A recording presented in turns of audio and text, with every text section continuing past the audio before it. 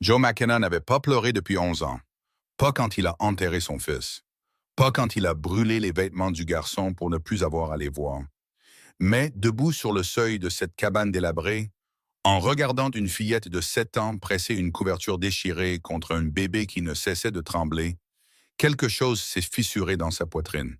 Une chose que ni le whisky ni le dur labeur n'avaient jamais pu atteindre. Si cette histoire vous touche, mes amis, abonnez-vous à cette chaîne. Indiquez votre ville dans les commentaires et suivez-moi jusqu'au tout dernier mot.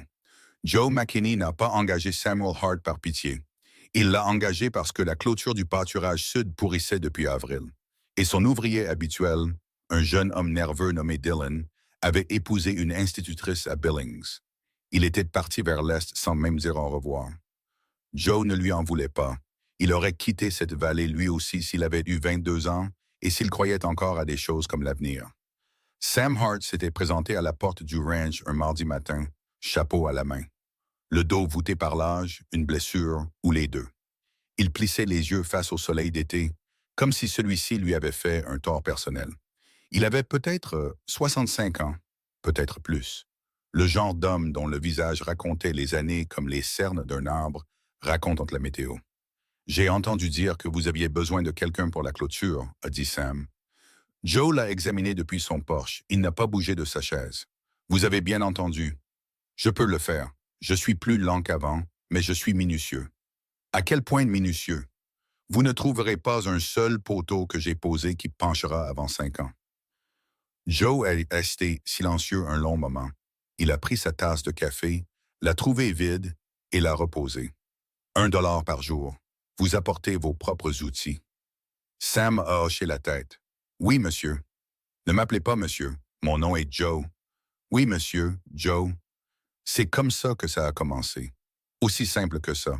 Une clôture cassée et un homme brisé. Et le genre d'accord qui ne nécessitait ni paperasse ni confiance au-delà de ce qui pouvait être testé par une bonne et forte poussée sur un poteau de clôture. Joe n'a pas demandé où Sam vivait. Il n'a pas demandé s'il avait de la famille. Il avait passé 11 ans à éviter soigneusement de poser des questions aux gens.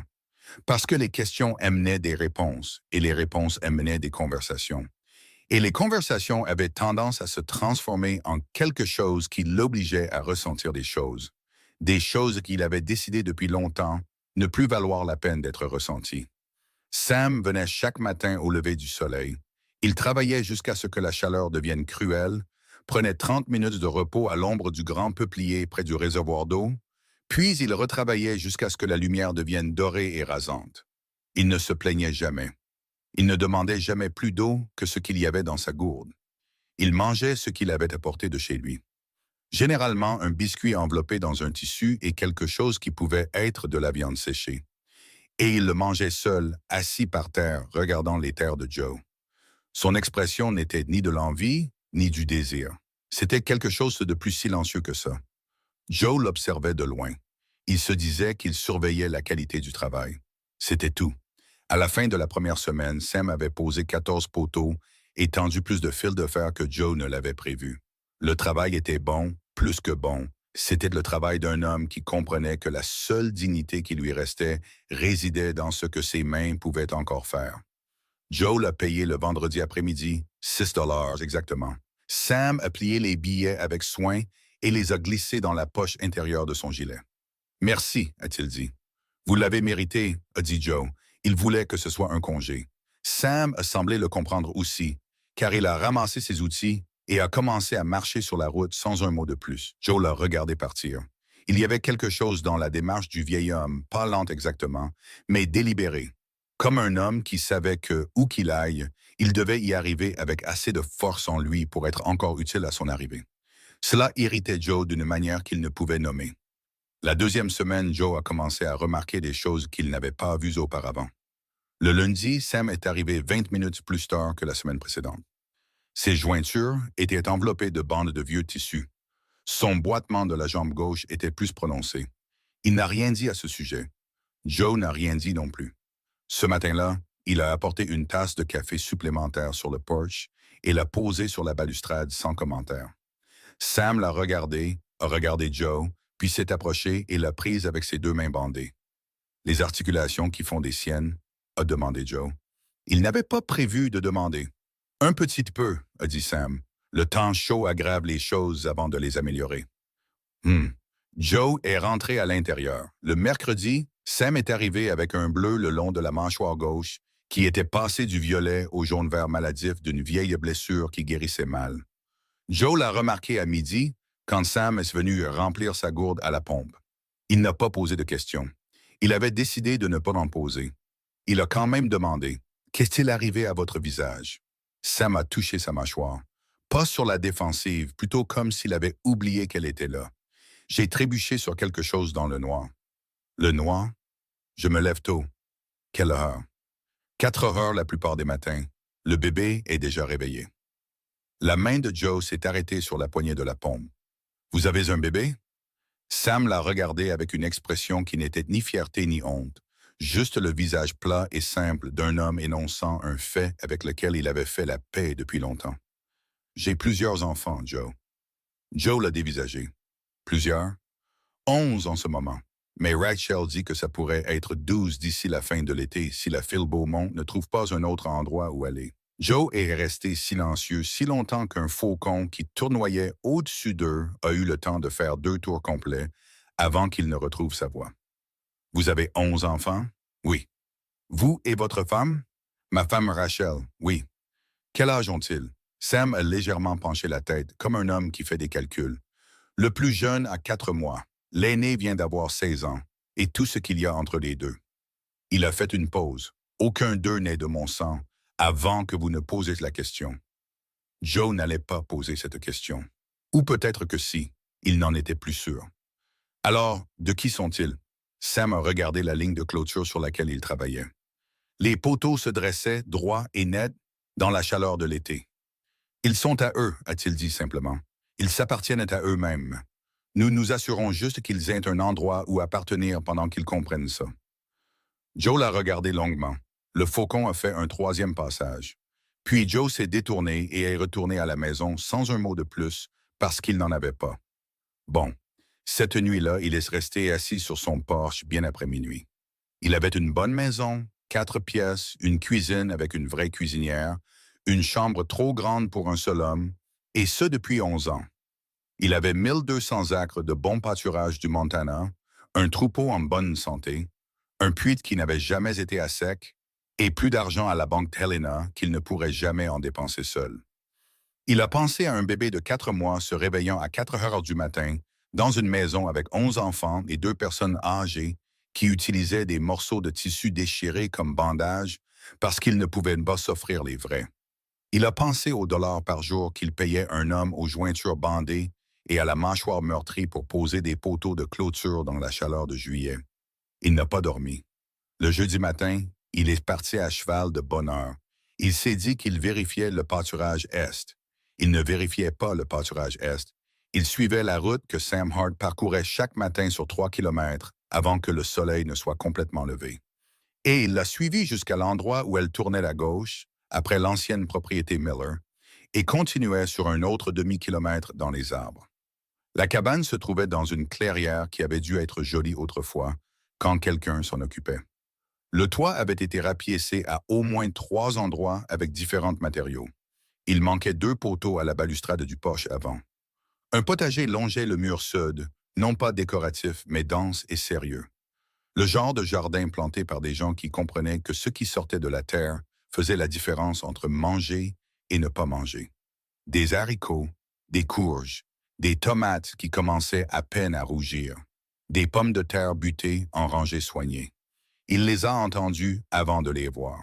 Des voix d'enfants, pas en train de jouer, pas en train de rire, en train de travailler. Le son régulier de petits corps accomplissant les corvées matinales qui devaient être faites avant que la chaleur ne rende tout plus difficile.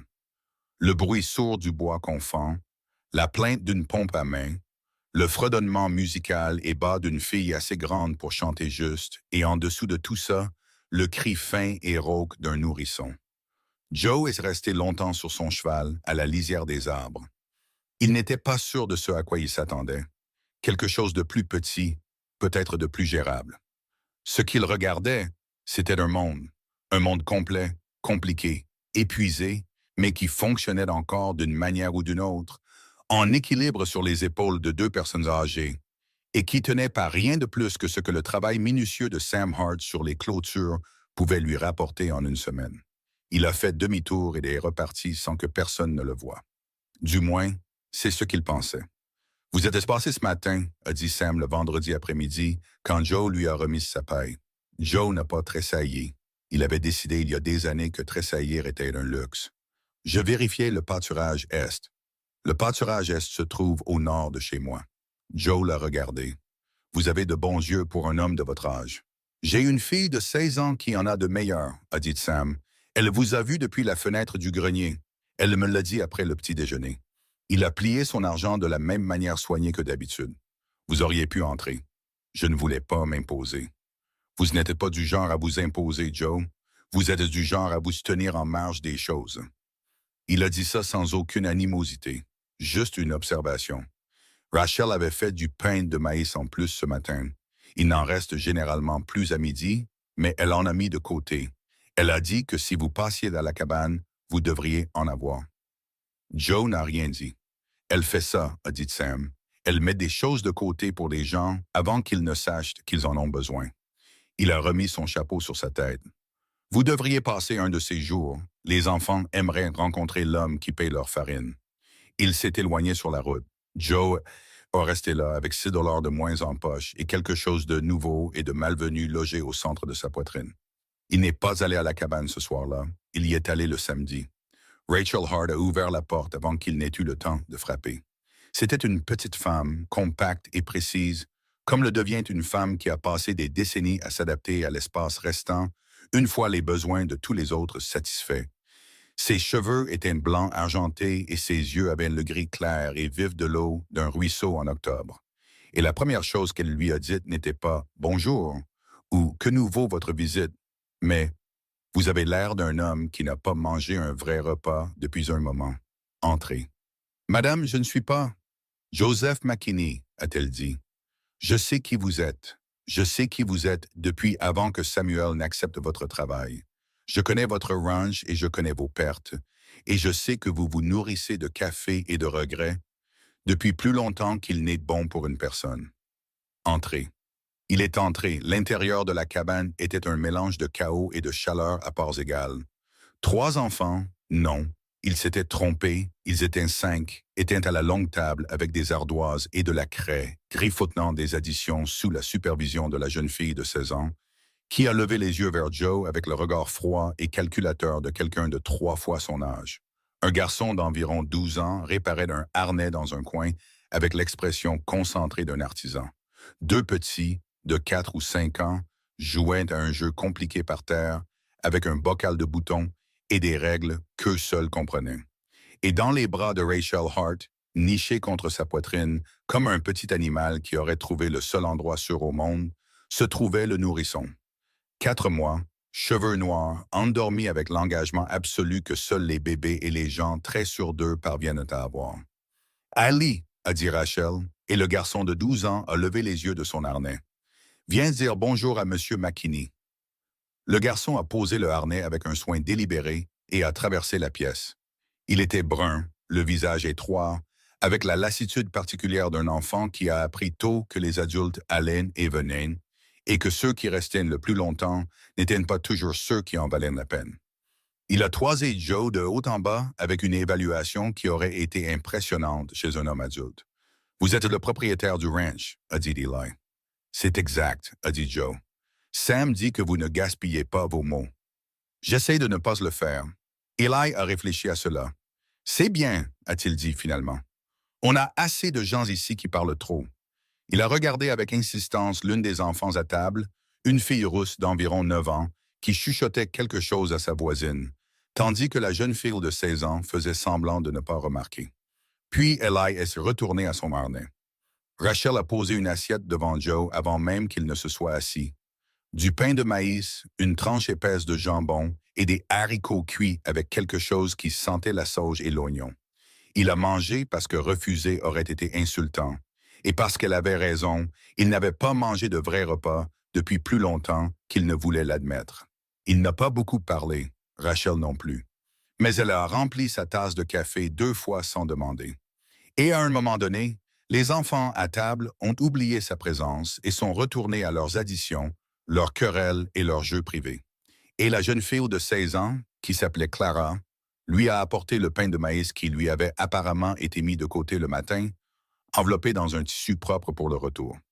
Il était presque à la porte quand Daly a de nouveau levé les yeux. « Vous revenez ?» a demandé le garçon. Joe s'est arrêté. Il a pensé à toutes les réponses correctes à cette question, toutes les réponses mesurées, prudentes, autoprotectrices que 11 ans de vie solitaire lui avaient appris à donner. « Je pense que c'est possible », a-t-il dit. Eli a hoché la tête une fois, comme un homme satisfait d'un contrat. Joe est rentré à cheval dans la chaleur de fin d'après-midi avec un morceau de pain de maïs dans sa sacoche de sel, et quelque chose de vif et de silencieux se frayait un chemin à travers les murs qu'il avait passé une décennie à construire, une fissure prudente à la fois. Il ne savait pas encore ce que cela allait lui coûter. Il ne savait pas que d'ici la fin de l'été, cela allait lui coûter tout ce à quoi il s'était accroché, et que cela en vaudrait la peine. Joe est revenu le lundi. Il s'est dit que c'était parce qu'il devait discuter du calendrier de la clôture directement avec Sam, plutôt que d'attendre que l'homme marche 3 kilomètres jusqu'au ranch au lever du soleil. C'était la raison, une raison pratique. Le genre de raison qu'un homme pratique se donne quand il ne veut pas examiner la vraie raison de trop près. Il a apporté de la farine, 25 kilos, chargée sur sa selle sans cérémonie. Quand Rachel a ouvert la porte et l'a vu, elle n'a pas haleté, ni papillonné, ni fait d'histoire. Elle a juste regardé le sac, regardé Joe, et s'est écartée pour le laisser entrer. « Mettez-le près de la cuisinière », a-t-elle dit. Il l'a fait. Eli était à table en train de prendre son petit déjeuner. Il a levé les yeux vers Joe, puis vers la farine, puis de nouveau vers Joe. « Ça fait beaucoup de biscuits », a dit le garçon. « C'est un début », a dit Joe. Quelque chose a changé dans l'expression d'Eli. Pas de la chaleur, pas exactement, ça viendrait plus tard, et ça leur coûterait à tous les deux quelque chose pour y arriver. Mais un relâchement, la plus faible détente de cette tension vigilante permanente autour des yeux du garçon. Il est retourné à son petit déjeuner sans un mot de plus, et Joe s'est assis en face de lui. Et Rachel a mis du café devant lui sans demander. Et c'était lundi. Il est revenu le mercredi. Il a apporté du porc salé et 2 rouleaux de tissu de coton. Il avait remarqué le samedi que 3 des plus jeunes enfants portaient des vêtements qui avaient été raccommodés si souvent que le tissu d'origine n'était presque plus qu'un souvenir. Rachel a pris le tissu à 2 mains et l'a tenu comme une femme tient quelque chose qu'elle avait cessé de se permettre de désirer. « Vous n'êtes pas obligé de continuer à faire ça », a-t-elle dit. « Je sais », a dit Joe. « Le salaire de Sam est juste. On se débrouille. »« Je sais que vous vous débrouillez. » Il a pris son café. Je ne dis pas le contraire. Rachel l'a regardé un long moment. Puis elle a plié soigneusement le tissu sur le dossier d'une chaise et est retournée à la cuisinière. Clara apprend les lettres au petit le soir, a-t-elle dit, comme si elle lui offrait quelque chose en retour. Elle a un don pour ça, une patience que je n'ai jamais eue à 16 ans. D'où vient-elle? A demandé Joe. Il n'était pas sûr de pourquoi il avait demandé. La question est sortie avant que la partie de son cerveau qui avait appris à être prudente ne puisse l'arrêter. Rachel n'a pas répondu tout de suite. Elle a remué ce qu'il y avait dans la marmite. Puis elle a dit, « Elle vient d'un chariot qui n'a pas survécu au passage il y a 2 hivers. Elle a été la seule à s'en sortir. » Elle a fait une pause. Elle est arrivée seule en ville. 14 ans, les doigts gelés aux 2 mains. L'hôtel n'a pas voulu la prendre sans argent. L'église était fermée. Une autre pause.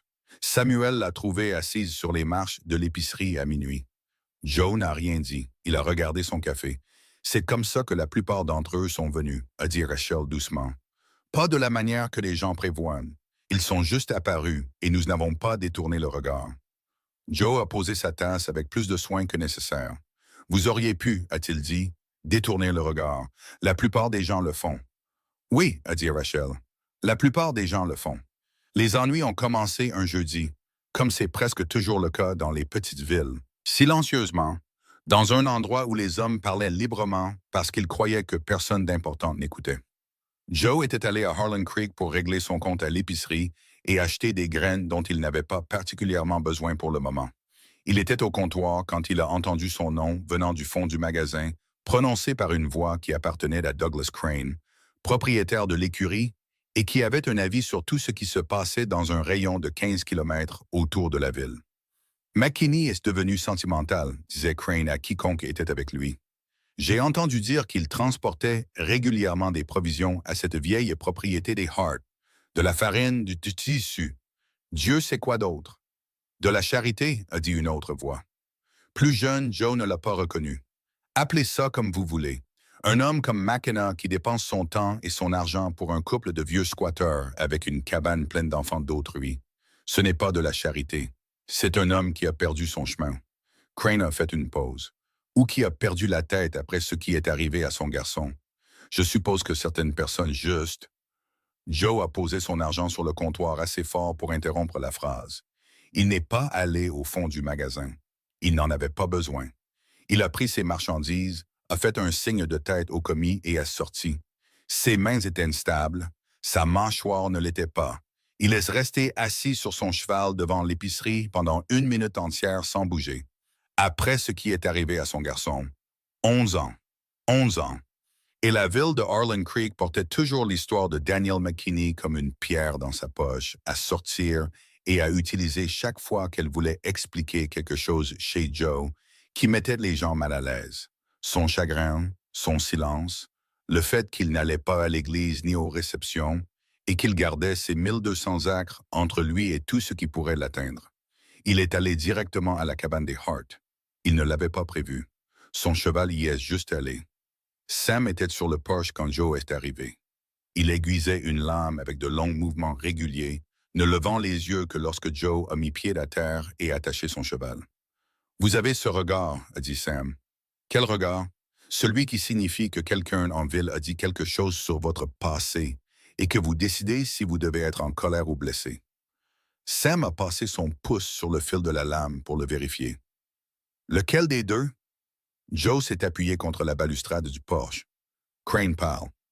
Crane parle toujours, a dit Sam. Sinon, cet homme n'a pas eu une pensée originale depuis 1871. Il a parlé de Daniel. Sam s'est immobilisé juste un instant, puis il a posé la lame sur son genou. « Je suis désolé, a-t-il dit. Et ce qu'il y avait avec Sam Hart, c'est que quand il disait quelque chose comme ça, il le pensait. Chaque syllabe, sans fioriture, sans mise en scène. Juste le poids simple d'un homme qui comprenait ce que la perte signifiait et qui n'allait pas faire semblant. Joe a regardé la cour. Quelque part à l'intérieur de la cabane, un enfant riait de quelque chose. Un rire aigu, clair et complètement inconscient de tout ce qui existait en dehors de ce moment où l'on a 7 ans et où l'on trouve quelque chose de drôle. « Quel âge avait-il? » a demandé Sam. Joe n'avait pas parlé de Daniel depuis des années.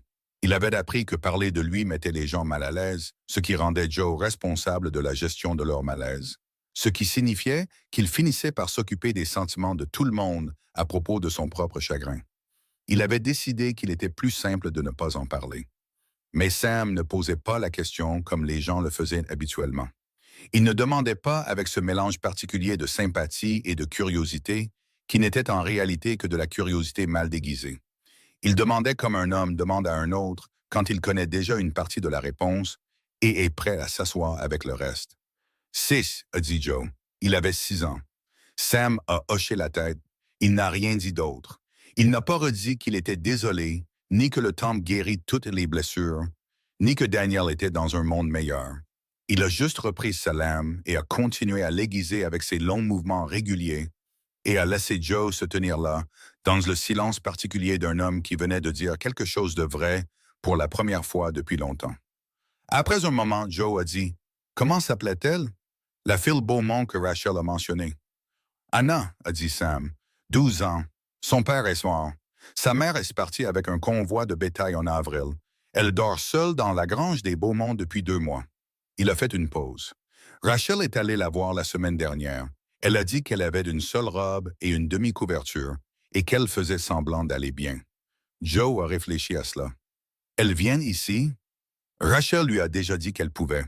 Sam a levé les yeux. « On s'arrangera, on s'arrange toujours. » Il a dit ça sans bravade, sans drame, juste la simple confiance usée d'un homme qui avait fait fonctionner des choses impossibles trop de fois pour douter de lui-même. Vous allez manquer de place par terre, a dit Joe. On manque de place par terre depuis que le troisième est arrivé. Sam a presque souri. Il s'avère que les enfants n'ont pas besoin d'autant de place qu'on le pense s'ils ont assez de tout le reste. Joe était à mi-chemin du ranch quand le buggy de Warren Kent a failli le faire sortir de la route. Kent a arrêté son cheval brusquement, et pendant un instant, les deux hommes se sont regardés à travers 1,50 m de poussière d'été. Warren Kent avait 53 ans, portait son gilet comme une armure et avait été le principal prêteur pour la moitié des propriétés de Harlan Creek pendant 15 ans. Il avait la confiance particulière d'un homme qui avait appris que l'argent était la chose la plus proche de l'autorité qui ne nécessitait pas que l'on vous respecte réellement. « McKinney », a dit Kent. « Kent. Drôle de vous croiser. » Le sourire de Kent était du genre à refroidir les pièces. « Je pensais justement à vous. »« J'en doute », a dit Joe. « Que voulez-vous? » Kent a ajusté sa prise sur les rênes. « J'entends dire que vous avez passé beaucoup de temps à la propriété des Hart. » « C'est exact. Et beaucoup d'argent. »« Mon argent, » a dit Joe. « Libre à moi de le dépenser. » « Bien sûr. » Le ton de Kent n'a pas changé. « Je le mentionne seulement parce que j'ai un intérêt professionnel dans cette propriété. Samuel Hart est en retard sur les termes de son accord d'utilisation des terres avec ma banque depuis près d'1 an. J'ai été patient par respect pour son âge et sa situation, mais la patience a des limites. » Joe sentit quelque chose de froid le traverser, qui n'avait rien à voir avec la chaleur. « Quel genre d'accord? »« Un arrangement privé, » a dit Kent doucement, « que je ne suis pas libre de discuter en détail. Mais je vais vous dire ceci, McKinney, d'homme à homme. Cette waban et l'acre sur lequel elle se trouve ne sont pas aussi solidement la propriété de Sam Hart qu'il vous l'a peut-être laissé croire.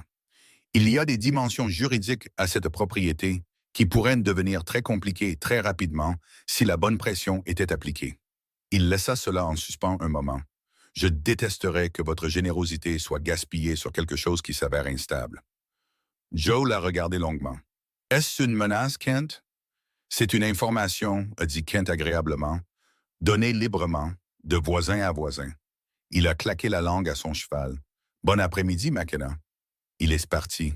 Joe est resté sur son cheval et l'a regardé s'éloigner, et la sensation de froid ne l'a pas quitté. Elle s'est installée plus profondément, trouvant l'espace entre ses côtes, là où la conversation du matin avec Sam avait brièvement fait place à quelque chose de plus chaud. Il a fait demi-tour et est retourné à la cabane. Sam était toujours sur le poche. Il a levé les yeux quand Joe est revenu et quelque chose sur son visage a changé. Pas de la surprise, plutôt le regard d'un homme qui attendait une nouvelle particulière et qui la voyait maintenant arriver. « Kent, » a dit Joe. Ce n'était pas une question. Sam a posé sa lame. « Combien vous a-t-il dit? » « Assez pour savoir qu'il y a plus. » Joe a attaché à nouveau son cheval et s'est assis sur la marche du poche. « Parlez-moi, Sam. » Sam est resté silencieux un long moment. Puis il a dit, « Il y a 5 ans, quand Rachel et moi avons commencé à accueillir les enfants, nous avons dû agrandir la cabane, ajouter une pièce. Rachel était déjà, nous en avions déjà 4 à ce moment-là, et d'autres arrivaient, et la structure d'origine était trop petite. » Il a fait une pause. « Je suis allé voir Kent pour un prêt. Il en a offert un.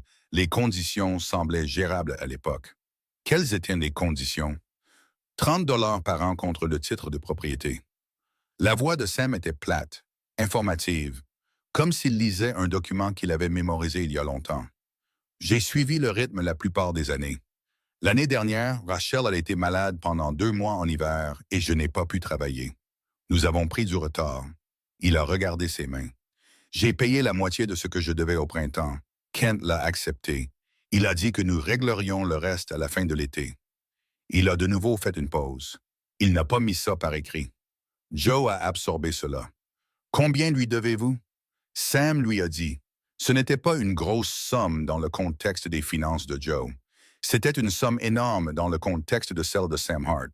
Et Joe a soudain compris, avec la clarté particulière qui vient de la vision de plusieurs choses distinctes s'alignant en une seule image vraie, que Warren Kent n'avait pas accepté ce paiement partiel par patience ou par bonne volonté de voisinage.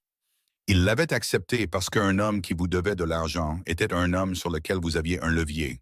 Et un levier sur Sam Hart signifiait un levier sur 11 enfants et le toit au-dessus de leur tête, et Kent était le genre d'homme qui collectionnait les leviers comme d'autres hommes collectionnaient les terres.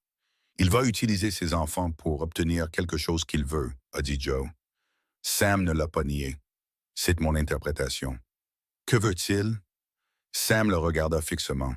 Je pense, dit-il lentement, qu'il veut votre pâturage sud. Je pense qu'il le veut depuis 3 ans. Et je pense que s'il peut rendre ma situation assez inconfortable et faire savoir en ville que l'arrangement ici est irrégulier, il compte sur vous pour le payer juste pour faire disparaître le problème. La mâchoire de Sam se serra, et alors il possédera quelque chose qu'il a obtenu par une porte dérobée, et rien de tout cela ne lui aura coûté un centime de véritable effort. Joe n'a rien dit. J'aurais dû vous le dire plus tôt, a dit Sam. Je ne l'ai pas fait parce que je ne voulais pas que vous pensiez que c'était de la raison pour laquelle j'ai pris votre travail ou pourquoi Rachel vous a fait du café. Je ne voulais pas que vous pensiez que nous vous utilisions. Le faisiez-vous? Non. Sam croisa son regard. Mais je savais que la situation existait et je vous ai laissé vous attacher à cet endroit sans vous dire toute la vérité.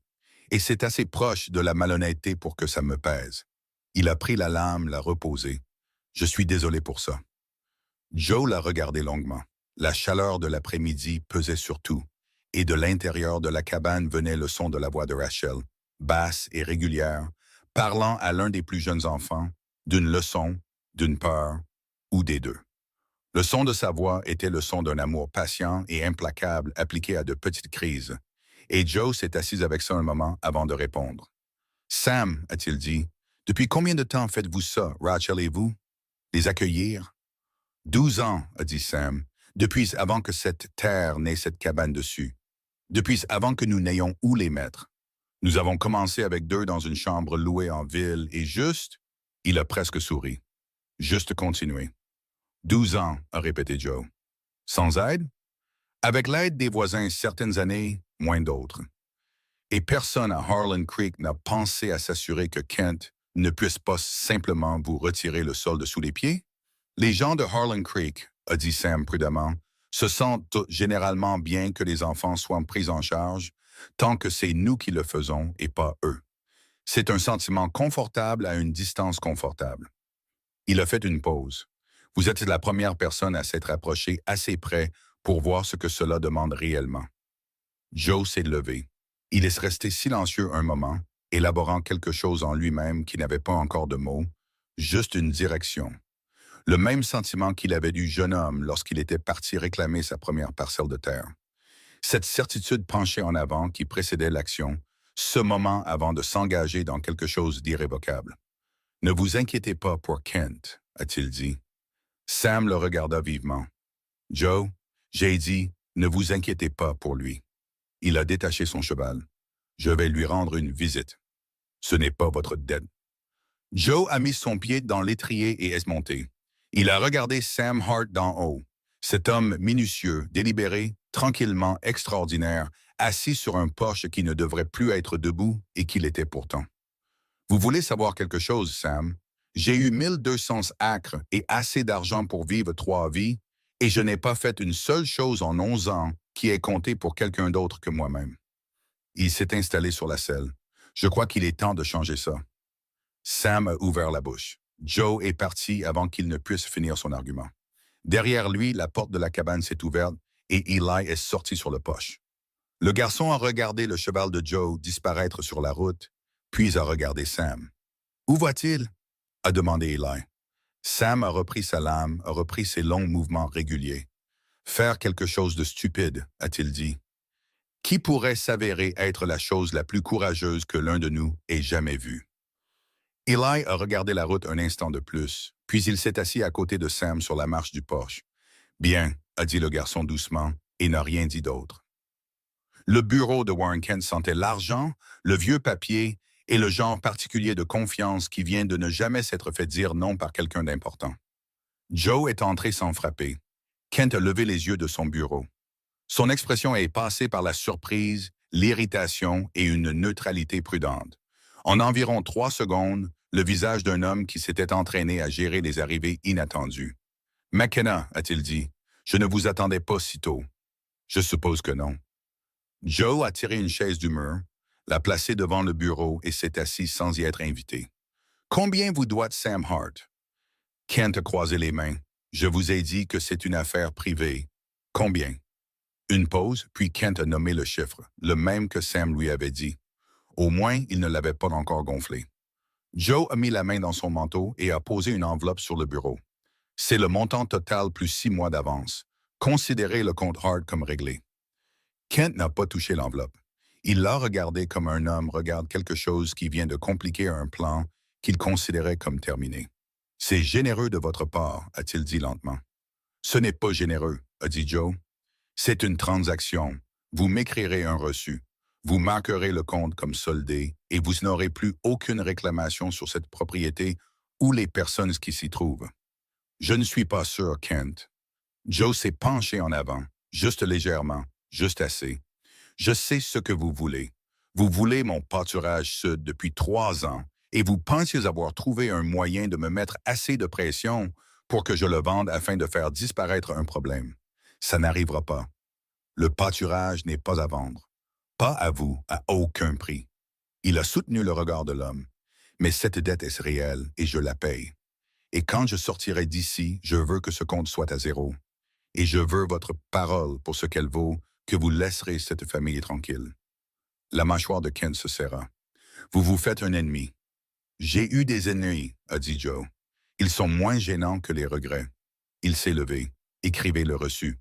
Kent l'a écrit. Joe est sorti de ce bureau avec le reçu en poche et le sentiment particulier de vide d'un homme qui a fait ce qu'il fallait et sait que ce ne sera pas la fin du problème. Parce que les hommes comme Kent n'abandonnaient pas leurs plans, ils les redirigeaient, et Joe venait de se faire le principal obstacle, ce qui signifiait qu'il s'était aussi fait la cible principale. Il comptait là-dessus. Il n'est pas retourné à la cabane ce jour-là. Il est rentré chez lui, s'est assis à sa table de cuisine et a écrit 3 lettres, une à son avocat, à Helena, une au bureau foncier du comté et une à un homme nommé Frank Aldis, qui avait été l'ami le plus proche de Joe avant la mort de Daniel. Et l'amitié s'était tranquillement noyée dans le même chagrin qui avait tout emporté. La lettre à Frank était la plus difficile. Elle faisait 4 phrases et disait « J'ai besoin de toi. Viens quand tu pourras. Il y a des enfants impliqués. Je t'expliquerai quand tu arriveras. » Il l'a scellée et l'a postée lui-même. Puis il est rentré chez lui et a dormi mieux qu'il ne l'avait fait en 11 ans. Il n'était pas sûr de ce que cela signifiait. Il soupçonnait que cela signifiait que faire quelque chose de réel. Quelque chose qui lui coûtait et exigeait quelque chose de lui au-delà de la simple endurance, était le premier repos honnête qu'il s'était permis depuis le matin, où il s'était tenu devant une petite tombe dans la chaleur de juillet et s'était dit qu'il ne méritait plus de ressentir quoi que ce soit. Sam a appris ce que Joe avait fait le dimanche matin. Joe ne le lui avait pas dit. Rachel ne le lui avait pas dit. Clara avait entendu Joe mentionner le reçu à Rachel dans la cuisine le samedi, quand Joe s'était brièvement arrêté. Et Clara l'avait dit à Eli. Et Eli, qui avait 12 ans et l'instinct de gestion de l'information de quelqu'un de 3 fois son âge, avait décidé que Sam devait l'apprendre directement de Joe. Il avait donc dit à Sam lui-même, de cette manière directe et efficace que le garçon avait, que Joe avait remboursé Warren Kent. Sam est arrivé au ranch de Joe à 7 heures du matin avec une expression sur le visage qui n'était pas de la gratitude. C'était plus proche du regard d'un homme qui vient de découvrir que quelqu'un a déplacé ses meubles sans demander, conscient que cela a été fait avec de bonnes intentions, mais néanmoins déstabilisé. « Vous auriez dû me demander d'abord, » a dit Sam depuis la marche de Porsche. Joe buvait du café. Il a tendu une tasse à Sam. « Vous auriez dit non. » « C'est exact. J'aurais dit non. » Sam a pris le café mais n'a pas bu. « C'était de ma dette, Joe.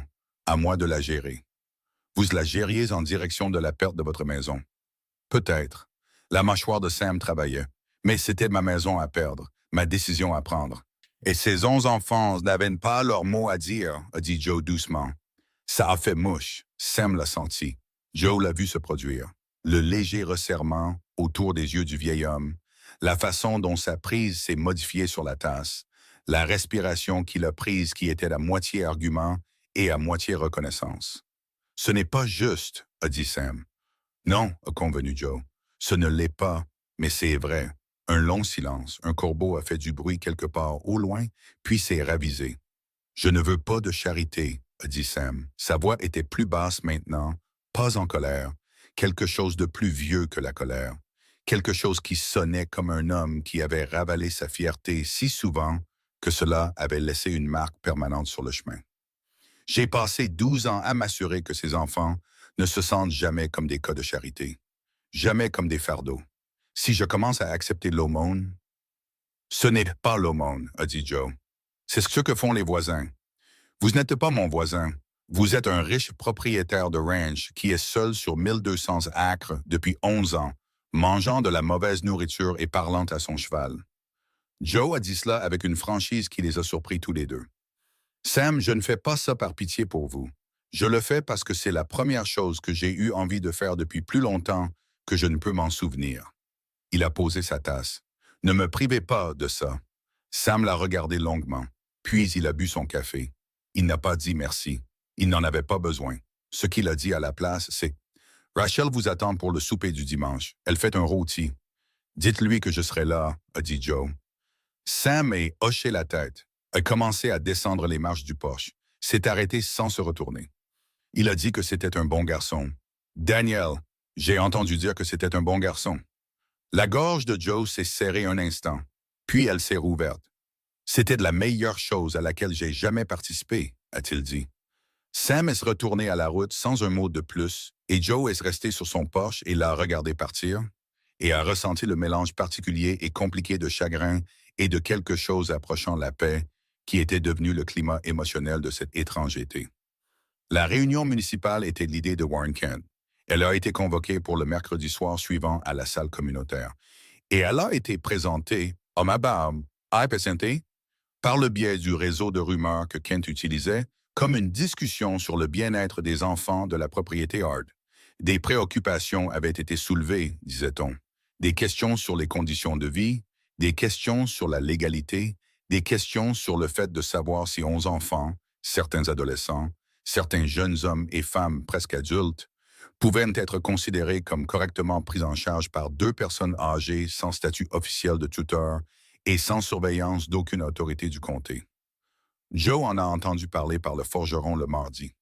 Il est rentré chez lui et a lu la réponse de son avocat, arrivé ce matin-là, qui confirmait ce qu'il soupçonnait, que dans l'État du Montana, à l'été 1887, le cadre juridique de la tutelle informelle des enfants orphelins était assez lâche pour y faire passer un chariot, et que quiconque avec assez d'argent et de motivation pouvait utiliser cette lacune comme une arme.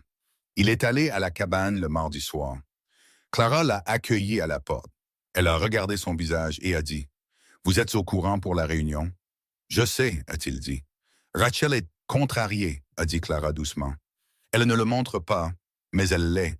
Elle fait de la pâtisserie depuis ce matin. C'est ce qu'elle fait quand elle est à peur et ne veut pas l'être. » Joe est entré.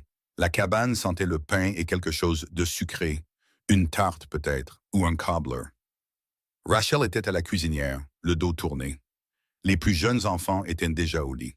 Eli était à table, éveillé, avec une expression qui était 2 parts de fureur et une part de cette peur impuissante qu'un garçon de 12 ans en colère fera presque n'importe quoi pour cacher. Sam était dans son fauteuil près de la fenêtre et il a levé les yeux quand Joe est entré, avec le visage d'un homme qui attendait ce qui allait arriver et avait décidé qu'il y était prêt. « Ils vont essayer de les prendre, » a dit Joe. Il n'a pas adouci les choses. Il n'y avait aucune version de cette conversation que des bords adoucis pouvaient aider. Le mouvement de Rachel en remuant à ralenti s'est arrêté. Elle ne s'est pas retournée. « Ils vont dire que l'arrangement est inapproprié, » a poursuivi Joe. « Ils vont dire qu'il n'y a pas de documents légaux, pas d'enregistrement au comté, pas de processus formel, ce qui est vrai. Et puis ils vont dire que le bien-être des enfants nécessite une intervention. Et Ken sera assis au premier rang, l'air d'un citoyen concerné. « Qu'est-ce qu'il y gagne? » a demandé Clara. Elle se tenait à l'embrasure de la porte de la pièce du fond, les bras croisés, la voix contrôlée. La voix d'une fille qui avait eu froid sur les marches d'une épicerie à minuit et avait appris à garder sa peur derrière les dents, là où on ne pouvait pas l'utiliser contre elle. La réputation, a dit Joe, et la pression. S'il peut faire paraître cet endroit assez précaire, faire paraître Sam et Rachel comme s'ils ne pouvaient pas gérer, alors il a créé assez de doutes pour que j'aie l'air d'un imbécile en le défendant. Et un homme qui a l'air d'un imbécile a tendance à prendre des décisions différentes concernant ses pâturages. Eli a frappé la paume de sa main sur la table, pas fort mais durement. Alors, c'est à propos de votre pâturage, a-t-il dit, et sa voix s'est brisée sur le dernier mot, comme le font les voix des garçons de 12 ans quand l'émotion est plus grande que l'instrument. Non, a dit Joe, ce ne l'est pas, pas pour moi. Il a regardé le garçon directement. Eli, regarde-moi. Le garçon a regardé. Joe a soutenu son regard. Ça n'arrivera pas, tu me comprends. Personne ne sortira qui que ce soit de cette maison. J'ai besoin que tu le crois. Pourquoi devrais-je? La voix d'Eli était rauque. Les gens disent toujours des choses comme ça. Ils le disent, puis ils partent, et les choses arrivent quand même. Et personne, il s'est arrêté, a serré les lèvres. Ses yeux étaient brillants et furieux. On m'a déjà abandonné, a-t-il dit. Souvent, par des gens qui le pensaient aussi quand il le disaient. La pièce était très silencieuse. Joe a traversé la pièce et s'est assis en face d'Eli. Il n'a pas parlé pendant un moment. Il a pensé à Daniel. Il a pensé à ce que cela signifiait de promettre quelque chose à un enfant dans un monde qui avait démontré à plusieurs reprises que les promesses se brisaient. Il a pensé à ce qu'il en coûtait à un homme de dire quelque chose d'irrévocable et de s'y tenir pour le reste de sa vie. « Je sais, a dit Joe, et je ne peux pas te prouver maintenant que je suis différent de ces gens. La seule façon de le prouver, c'est d'être encore là quand tout ce sera fini. » Il a fait une pause. « Mais je vais à cette réunion demain soir et je vais me lever dans cette salle et je vais dire très clairement que cette famille a quelqu'un qui ne bougera pas. » Il a regardé Eli fixement. « Et après ça, tu pourras décider ce que tu penses de moi. » Eli le fixa. Sa mâchoire était serrée. Ses yeux étaient toujours brillants. Puis, lentement, une partie de la colère rigide dans ses épaules s'est relâchée d'une fraction. Pas partie, pas abandonnée, mais déplacée, recalculée. Il n'a rien dit. Il a juste hoché la tête une fois, à peine, et est allé se coucher. Rachel s'est finalement retournée de la cuisinière. Ses yeux étaient sérieux, mais de justesse, et elle a regardé Joe avec une expression qu'il ne pouvait pas entièrement traduire. Quelque chose entre la gratitude et le chagrin, et le sentiment compliqué d'une femme qui a passé 12 ans à protéger tout le monde et qui, juste pour un instant, a laissé quelqu'un d'autre porter le poids. « Reste pour le souper, a-t-elle dit. « Oui, madame, a dit Joe. La salle communautaire de Harlan Creek pouvait accueillir peut-être 100 personnes. Le mercredi soir, elle en contenait environ 60, ce qui était plus que suffisant pour les dessins de Warren Kent, et plus que suffisant pour que l'estomac de Joe se serre quand il est entré et a senti l'attention collective de la salle se poser sur lui comme une météo. Kent était à l'avant, comme prévu. L'ancien Thomas était assis à côté de lui, l'air mal à l'aise, comme un homme qui sait qu'il est utilisé comme meuble de respectabilité et qui a décidé que le coût social de refuser est plus élevé que le coût moral de participer. Douglas Crane était là. 3 autres hommes que Joe reconnaissait comme les créatures de Kent. Des hommes qui lui devaient de l'argent ou des faveurs, ou les deux, étaient assis au 2e rang. Sam et Rachel n'étaient pas venus. Joe leur avait dit de ne pas le faire. Non pas parce qu'ils voulaient mener leur bataille sans eux, mais parce que Rachel devait être avec les enfants ce soir-là, et Sam devait être avec Rachel. Et ce qui allait se passer dans cette salle était une chose que Joe devait faire avec sa propre voix, en son propre nom, sans la complication de regarder 2 personnes âgées subir une attaque contre l'œuvre de leur vie. Clara avait voulu venir. Joe lui avait dit non, et elle avait argumenté avec une précision et une clarté qui auraient impressionné un avocat, et il avait redit non, et elle avait dit d'accord, avec le ton de quelqu'un qui voulait dire absolument le contraire de d'accord, et il l'avait respecté pour ça. Joe s'est assis au 3e rang. Il ne s'est pas assis au fond, où un homme incertain de lui-même s'assiérait. Il ne s'est pas assis à l'avant, où un homme qui voulait dominer s'assiérait. Il s'est assis au 3e rang, au centre, là où un homme qui a l'intention d'être entendu s'assoit quand il est prêt à être entendu. Kent a ouvert la réunion. Il a parlé pendant 10 minutes de la responsabilité communautaire, du bien-être des enfants, de l'importance d'une documentation appropriée, du devoir du comté de s'assurer que les arrangements informels respectent les normes de base de surveillance. Il était lisse. Il était mesuré. Il invoquait le bien-être des enfants toutes les 3 phrases. et chaque fois qu'il le faisait, Joe sentait quelque chose se resserrer derrière son sternum. Puis Kent a ouvert la parole. 3 hommes ont parlé avant Joe. Chacun a exprimé son inquiétude. Chacun a utilisé des mots comme voies appropriées, surveillance adéquate et normes du comté. Chacun a jeté un coup d'œil à Kent entre les phrases, comme des chiens vérifiant la main qui tenait la nourriture. Joe s'est levé. La salle a bougé. Il l'a senti, cette recalibration particulière qui se produit quand une salle comprend que ce qui va suivre ne sera pas plus de la même chose. J'ai écouté, a dit Joe, et ce que j'entends, c'est beaucoup d'inquiétude au sujet de la documentation légale de la part d'hommes qui n'ont pas dit un mot quand la fille Beaumont dormait seule dans une grange pendant 2 mois. Il a regardé autour de la salle. Personne n'a soutenu son regard longtemps. J'entends des inquiétudes au sujet de la surveillance de la part d'hommes qui sont passés devant cette cabane sur la route Miller pendant 12 ans et ne se sont jamais arrêtés une seule fois pour demander si Sam et Rachel Hart avaient besoin de quelque chose.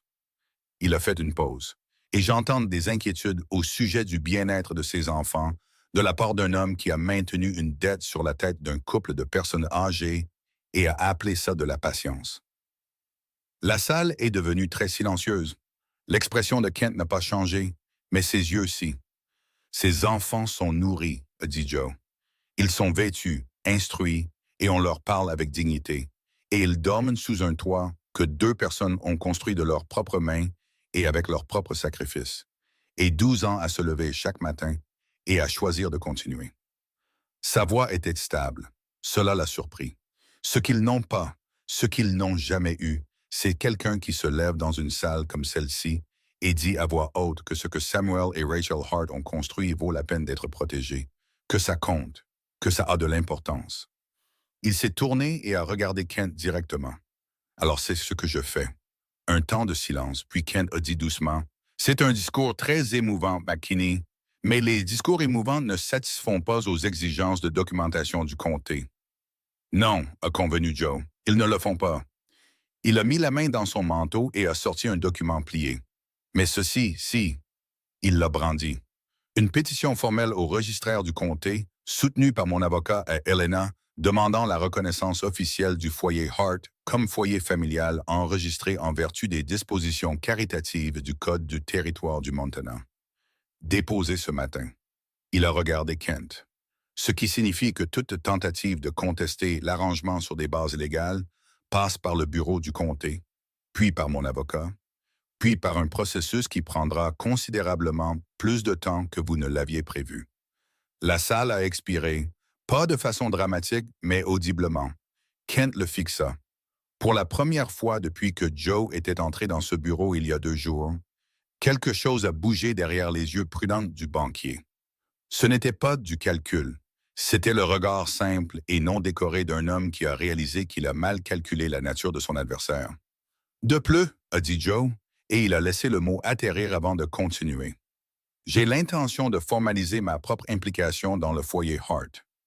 À partir de cette semaine, je couvre le coût de toutes les réparations ou extensions nécessaires à la propriété.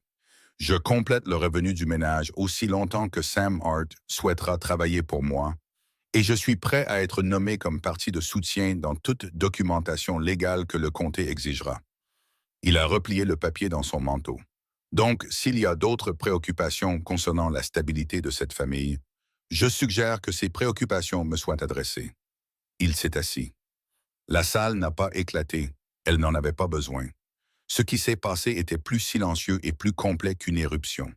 Une compréhension collective se déplaçant de personne à personne comme l'eau trouvant son niveau, que le terrain avait changé. Douglas Crane s'est éclairci la gorge. L'ancien Thomas a trouvé quelque chose d'intéressant à examiner dans son chapeau.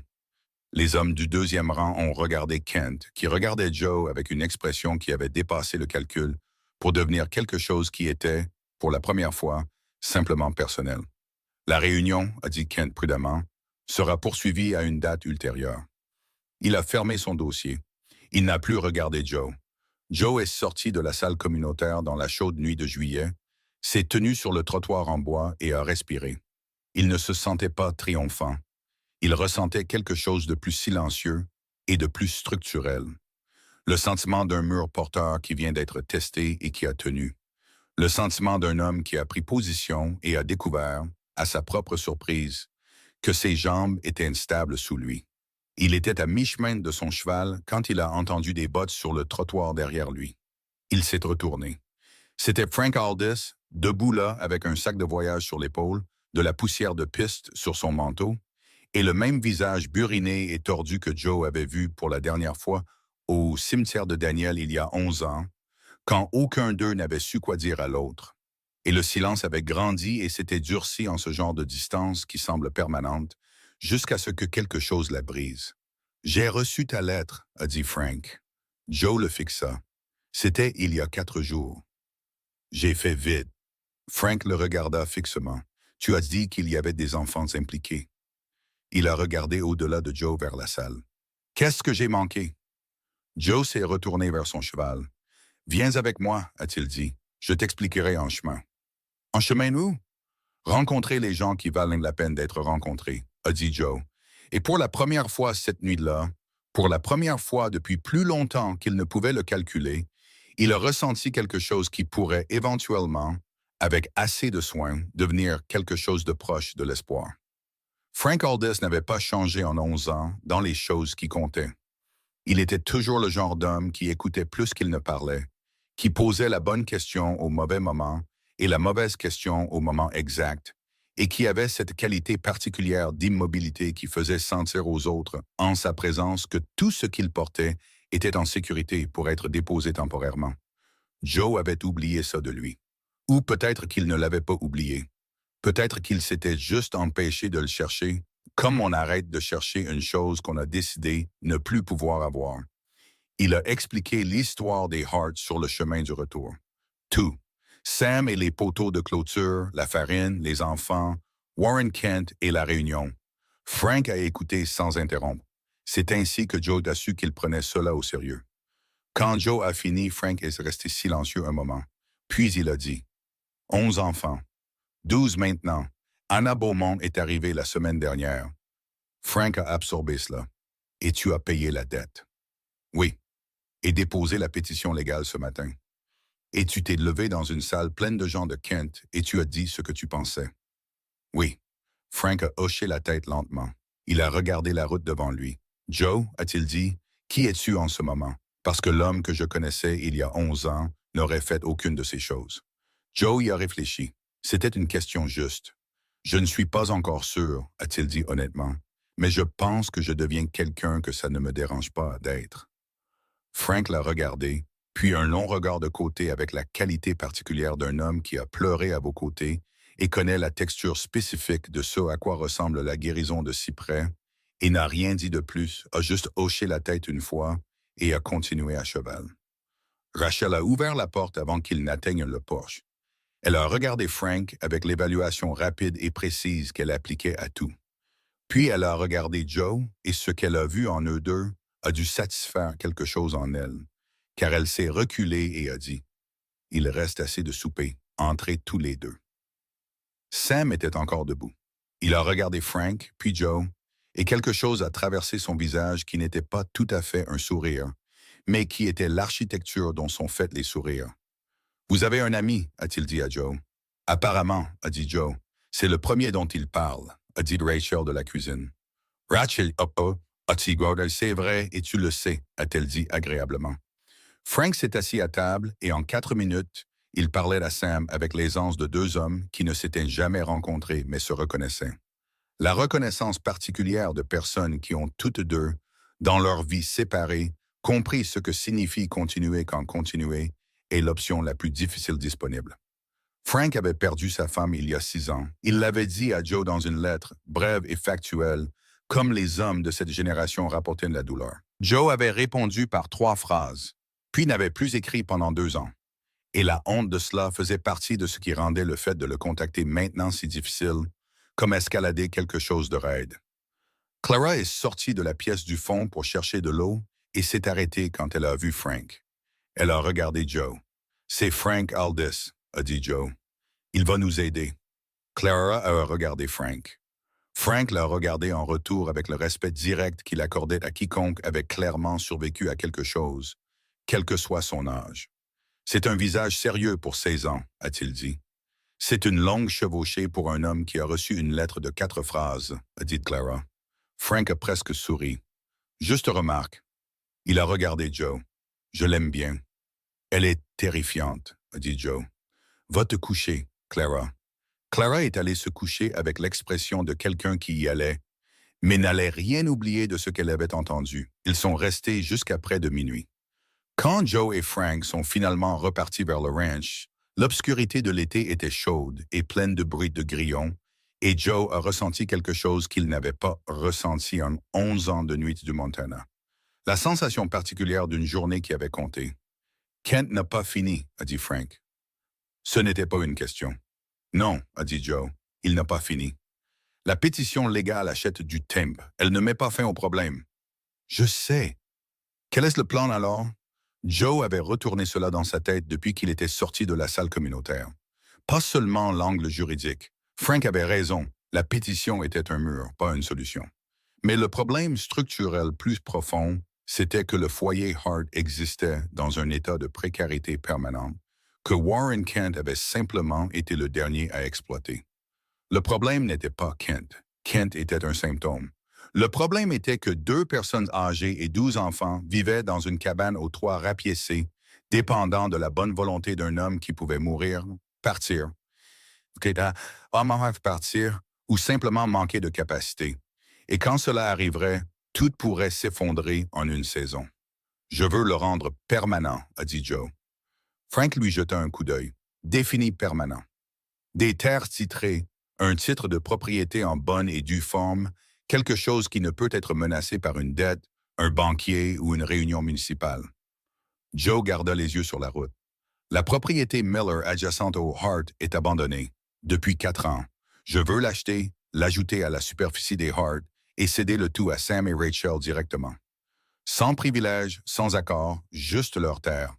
Frank était silencieux. C'est une somme importante. Oui.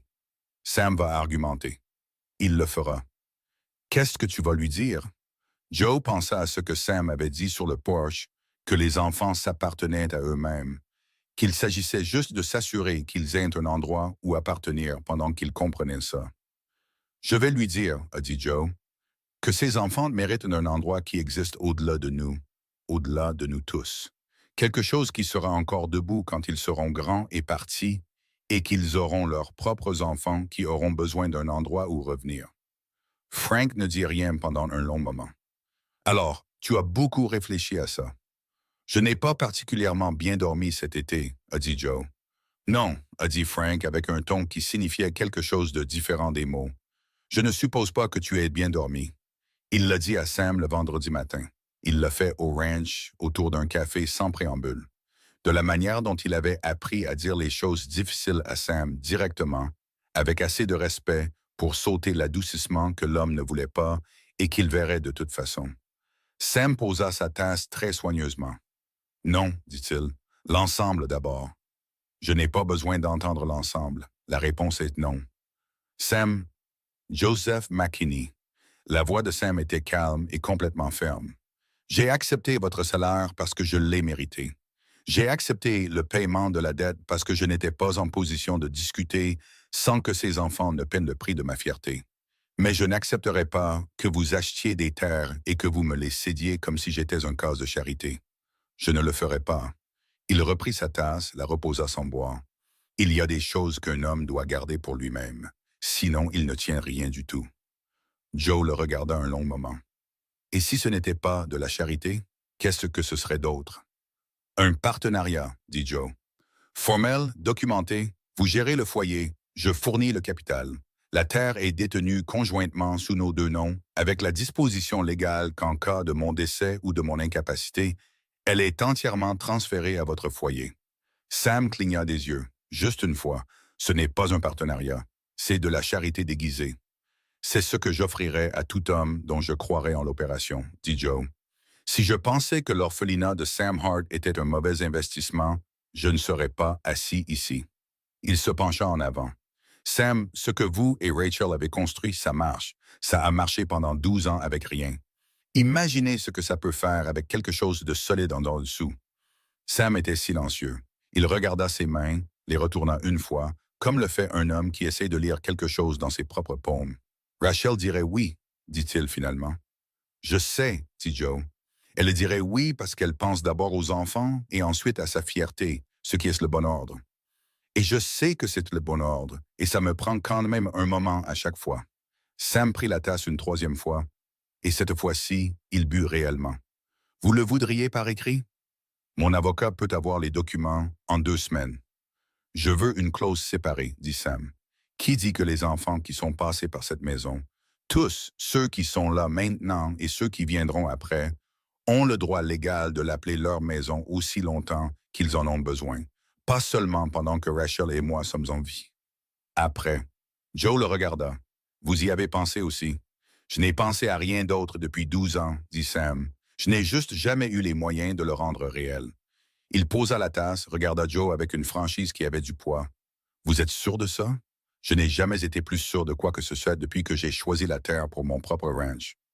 Sam tendit la main sur la table. Joe la prit. Ils se serrèrent la main une fois, fermement, comme les hommes scellent les choses qui comptent, et aucun d'eux ne dit rien d'autre pendant un moment.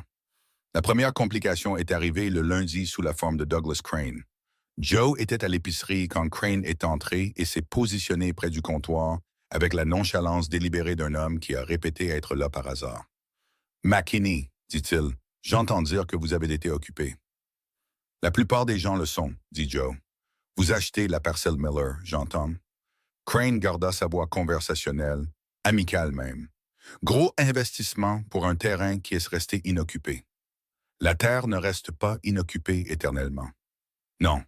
Crane prit une boîte sur l'étagère, la regarda, la reposa. Le bruit court que vous prévoyez de la lier à la propriété Hart. Faire de l'ensemble une seule parcelle.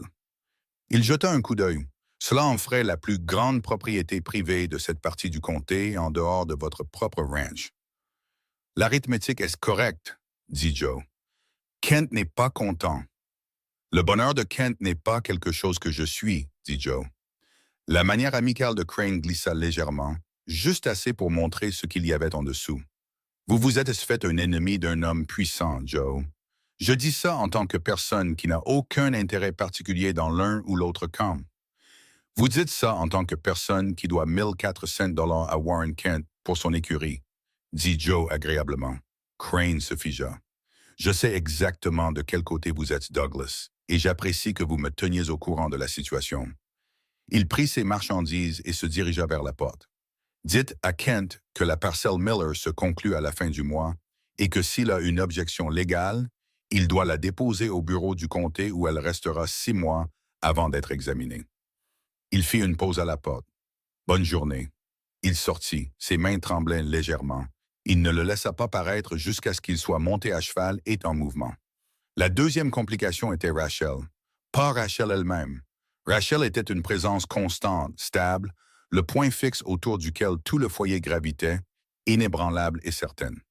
La complication était ce que Clara a dit à Joe le mardi après-midi quand elle est venue seule au ranch sur la vieille jument grise qui avait appartenu à Sam avant que la jument ne décide qu'elle préférait Clara. « Rachel n'a pas été bien », dit Clara sans préambule. Joe leva les yeux du poteau de clôture qu'il inspectait. « Définisse pas bien. Elle a été plus fatiguée que d'habitude et elle a eu une quinte de toux la nuit dernière qui a réveillé 3 des petits. » La voix de Clara était mesurée. Ah, contre la voix qu'elle utilisait quand elle avait le plus peur. Sam ne sait pas que je vous dise ça. Est-ce que Sam sait à quel point c'est grave? Sam sait qu'elle est fatiguée. Il ne sait pas pour le sang. L'air a changé. Ou peut-être qu'il n'a pas changé et que Joe a seulement senti qu'il changeait parce que le mot a atterri quelque part derrière ses côtes et n'a pas bougé. « Depuis combien de temps ?» a-t-il dit. « J'ai remarqué ça pour la première fois il y a peut-être 3 semaines. » Elle a dit que ce n'était rien. Elle a dit qu'elle allait bien. Clara regarda ses mains sur les rênes de la jument. Elle dit toujours qu'elle va bien. C'est comme ça qu'on sait qu'elle ne va pas bien. Joe posa le poteau de clôture. « Je vais envoyer Frank à Helena chercher un docteur aujourd'hui. Elle refusera de le voir. Alors je lui dirai que le docteur vient voir un des enfants et elle restera assise assez longtemps pour que je m'assure qu'elle soit examinée. » Il regarda Clara. « Tu as bien fait de venir me voir. » Clara hocha la tête. Elle n'avait pas l'air soulagée. Elle avait l'air d'une jeune fille de 16 ans qui avait porté ça seule pendant 3 semaines et qui se permettait seulement maintenant de sentir à quel point c'était lourd. Est-ce qu'elle va s'en sortir? Demanda-t-elle. Joe la regarda fixement. Il pensa à ce que cela signifiait de promettre quelque chose de vrai à une personne qui avait appris que les promesses se brisent. Je ne sais pas, dit-il, mais elle va avoir un docteur et elle va avoir tout ce dont elle a besoin et elle n'y fera pas face seule. Ça, je peux le promettre. Clara serra les lèvres, hocha de nouveau la tête et repartit sans un mot de plus. Joe alla trouver Frank avant que la poussière ne soit retombée. Frank est parti pour Helena cet après-midi-là. Il était de retour avec un docteur le jeudi, un homme nommé Aldrich, qui avait la manière compacte et sans hâte de quelqu'un habitué à annoncer des nouvelles qui nécessitaient de s'asseoir d'abord. Rachel a subi l'examen avec la dignité résignée d'une femme qui avait correctement diagnostiqué la situation avant l'arrivée du docteur et qui attendait simplement que tout le monde rattrape son retard. Sam était assis devant la porte fermée, les mains sur les genoux et un visage que Joe n'avait jamais vu sur lui auparavant. Toute la stabilité prudente avait disparu, remplacée par la peur simple et non gardée d'un homme confronté à la possibilité de perdre la personne sans qu'il rien d'autre n'a de sens. Joe s'est assis à côté de lui. Il n'a rien dit. Il n'a pas essayé de gérer la situation, de l'adoucir ou de remplir le silence avec autre chose que sa présence. Il s'est juste assis là, comme Sam s'était assis avec lui sur le porche, quand Joe avait prononcé le nom de Daniel à voix haute pour la première fois depuis des années, et il a laissé le poids être partagé sans essayer de le soulever entièrement. Le docteur est sorti après 30 minutes. Il a parlé doucement. Pas de la nouvelle d'une urgence, mais pas de la nouvelle de rien non plus. Une infection des poumons, gérable avec du repos, des médicaments et un hiver quelque part moins rude que le Montana. Sérieux, pas immédiatement fatal, nécessitant une attention, des soins et le genre de soutien soutenu que 2 personnes âgées gérant un foyer de 12 enfants ne pouvaient pas fournir seules. Sam a tout écouté. Il a remercié le docteur avec sa courtoisie habituelle. Puis, il s'est rassis et a mis son visage dans ses mains brièvement, juste un instant, comme un homme fort s'autorise une seconde de sentiment avant de le reprendre. Et puis, il s'est redressé et a regardé Joe. Je ne peux pas faire ça sans elle. Sam a dit cela. Ce n'était pas une déclaration dramatique. C'était un simple fait énoncé avec la clarté d'un homme qui vient de confirmer quelque chose qu'il savait déjà. Vous n'aurez pas à le faire, a dit Joe. Joe, Sam. La voix de Joe était calme, mais il n'y avait rien de doux dedans. Arrête, je ne vais nulle part. Frank ne va nulle part et Rachel Hart ne va nulle part. Si le meilleur docteur d'Helena et tout ce qui est à ma disposition peuvent l'empêcher. Il a soutenu le regard de Sam. Vous avez maintenu cette maison en vie pendant 12 ans avec rien. Laissez-moi vous aider à la maintenir en vie avec quelque chose. C'est tout ce que je demande. Sam l'a regardé longuement. Ses yeux étaient humides. Il n'a pas cligné des yeux pour les éclaircir. Il les a juste laissés être humides et a regardé Joe avec le visage entièrement non défendu d'un homme qui s'est finalement, après longtemps, permis d'être soutenu par autre chose que sa propre volonté. D'accord, a dit Sam. Ces 2 mots lui ont tout coûté et rien. Joe a compris cela. Il a hoché la tête une fois et a détourné le regard pour donner à Sam l'intimité du moment. Et à l'intérieur de la cabane, il pouvait entendre la voix de Rachel, claire, sèche et tout à fait caractéristique d'elle, disant quelque chose de vif au Dr. Aldrich à propos du médicament proposé, ce qui a fait rire le docteur malgré lui. Joe s'est permis un petit sourire privé. Elle se disputait déjà. Elle irait bien. Ce qui s'est passé le vendredi était quelque chose qu'aucun d'eux n'avait anticipé. Joe était au bureau foncier pour finaliser les papiers de la parcelle Miller quand le commis, un jeune homme nommé Patterson, aux doigts tachés d'encre et à l'air anxieux qui suggérait qu'il avait été récemment menacé par quelqu'un de plus autoritaire que lui, a poussé les documents sur le bureau avec un regard qui en disait plus que ses mots. Il y a eu un dépôt, a dit Patterson doucement, contre le transfert. Joe s'est immobilisé. Quel genre de dépôt? Patterson a jeté un coup d'œil à la porte, puis de nouveau à Joe. Contestation formelle du titre, déposée hier après-midi. Il a baissé la voix encore plus. Monsieur McKinney, ce n'est pas Kent. Alors qui? Patterson a fait glisser un deuxième document sur le bureau. Joe a regardé le nom dessus. Il l'a lu 2 fois. Puis il s'est assis sur la chaise à côté du comptoir parce que le nom sur ce document n'était pas celui de Warren Kent. Et ce n'était aucun nom qui appartenait à cette ville ou à cette histoire. Et pourtant, il était là, en encre noire propre, contestant son droit d'acheter le terrain adjacent à la propriété Hart, et y était jointe une revendication que Joe n'avait anticipée dans aucune version de cet été qu'il avait parcouru dans son esprit. Le nom sur le document appartenait à un homme que Joe croyait mort. Un homme qui, s'il n'était pas mort, compliquait tout. La terre, les enfants, le partenariat formel avec Sam et l'architecture juridique prudente que Joe avait passé 3 semaines à construire pour garder 12 enfants en sécurité. Il a posé le document sur le comptoir du commis. Il l'a repris. Quand cela a-t-il été déposé? A-t-il dit. Hier à 4 heures, a dit Patterson. Je suis désolé, Monsieur McKenna. Je pensais que vous devriez savoir avant. Qui l'a déposé pour lui? Il l'a déposé lui-même. La voix de Patterson était presque un murmure maintenant. Il était dans ce bureau en personne, je l'ai vu. Joe a regardé le nom une dernière fois, puis il a plié le document, l'a mis dans son manteau, s'est levé et est sorti du bureau foncier dans la chaleur de juillet. Il est resté sur le trottoir un long moment, puis il est allé trouver Sam. Parce que quoi que ce soit, quelle que soit la présence de cet homme à Harlan Creek, quelle que soit la revendication qu'il avait l'intention de faire valoir, et quels que soient les dommages qu'il avait l'intention de causer, Sam Hart méritait de le savoir avant que cela n'atteigne sa porte. Et ça allait atteindre sa porte. Joe en était certain maintenant. La seule question était de savoir s'il serait prêt quand cela arriverait. Le nom sur le document était Robert Calder. Joe l'a dit à voix haute à Sam, debout dans la cuisine des Hart avec le papier plié entre eux sur la table, et a vu la couleur quitter le visage du vieil homme d'une manière qui lui a dit tout ce qu'il avait besoin de savoir. Que ce nom n'était pas celui d'un étranger, et que quelle que soit l'histoire qu'il portait, elle était restée dans la poitrine de Sam Hart pendant longtemps, attendant exactement ce genre de moment pour refaire surface. Rachel est entrée de la pièce du fond et s'est arrêtée en voyant leur visage. Elle a regardé le papier, puis Sam. « Dis-moi », a-t-elle dit.